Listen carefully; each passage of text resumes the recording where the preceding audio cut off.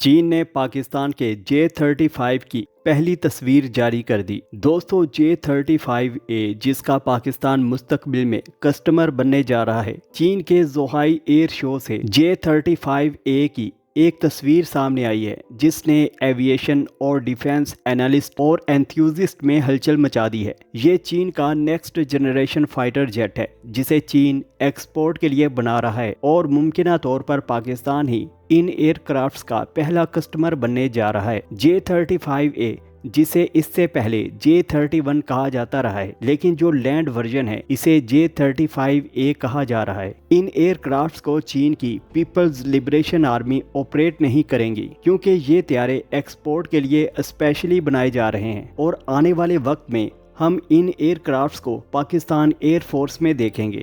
J-35A کی جو پہلی کلیئر تصویر نکل کر سامنے آئی ہے، اس کو دیکھ کر ہم کہہ سکتے ہیں کہ یہ ایئر کرافٹ ویل فنشڈ ہے۔ ویسے دیکھنے میں تو یہ پروٹوٹائپ لگ رہا ہے، لیکن ایسا لگ رہا ہے کہ یہ پروڈکشن ورژن کے کافی کلوز ہے، لیکن جب آپ طیارے کی نوز پر دیکھیں گے تو آپ کو ڈمی ایورٹس نظر آئیں گی، یعنی ٹارگیٹنگ سینسرز کی ٹیسٹنگ چل رہی ہے۔ J-35A کا ایئر فریم کمپلیٹ معلوم ہوتا ہے۔ اس طیارے میں جو ایک چیز سب سے زیادہ نمایاں ہو رہی ہے وہ اس طیارے پر ماؤنٹڈ گن ہے جس کی سطح باہر ابھری ہوئی ہے۔ یوزلی جو سٹیلتھ ایئر کرافٹ ہوتے ہیں اس میں ان گنز کو انٹرنل رکھا جاتا ہے، صرف استعمال کے وقت ویپن بے کھلتا ہے اور گن نکل کر باہر آتی ہے۔ چونکہ J-35A میں گن بے اوپن ہے، اس لیے یہ ریڈار کراس سیکشن کو تو اس طیارے کا بڑھائے گی ہی، اور ساتھ ہی ساتھ اگر فائر کیا جاتا ہے تو IR سگنیچر بھی اس ایئر کرافٹ کا انکریز ہوگا۔ دوسرا، اس گن بے کو اوپن اس لیے بھی رکھا جا رہا ہے تاکہ طیارے کے ایویونکس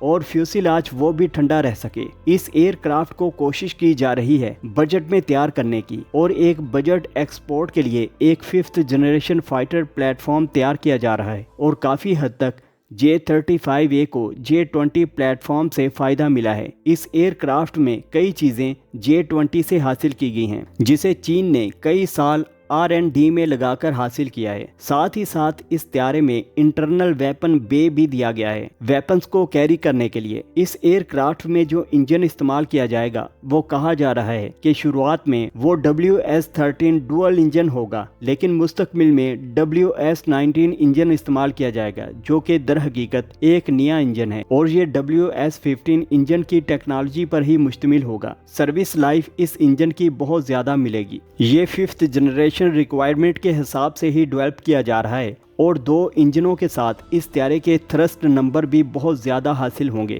تو یہ مکمل طور پر ایک 5th جنریشن لڑاکا طیارہ ہے۔ ہو سکتا ہے کہ یہ طیارہ F-22 اور Su-57 کی کیٹاگری میں نہ آئے، یہ ایک میڈیم کیٹاگری کا 5th generation fighter aircraft ہے۔ ایویونکس کے معاملے میں یہ ایئر کرافٹ کتنا کیپیبل ہے یہ تب ہی پتہ چلے گا جب اس کے فیچرز پبلک کیے جائیں گے۔ ایویونکس کے معاملے میں بھی چین یہاں پر کوئی بھی کمپرومائز نہیں کرے گا، کیونکہ اس کا ایک ورژن J-35N چین کی پیپلز لبریشن آرمی بھی استعمال کرے گی۔ ڈیفینیٹلی یہاں پر چانسز ہیں کہ یہ fighter aircraft Pakistan air force کو مل جائیں آنے والے 2 سالوں میں۔ تو جب یہ پاک فضائیہ میں شامل ہوں گے تو بھارت کے لیے بہت سی مسائل پیدا ہوں گے، کیونکہ بھارت کے پاس اس وقت کوئی بھی 5th generation fighter year craft نہیں ہے، اور پاک فضائیہ کا پلڑا بھاری ہو جائے گا۔ دوستو ایسی معلوماتی ویڈیوز کے لیے ہمارے چینل کو سبسکرائب کیجیے، ویڈیو کو لائک اور شیئر کیجیے۔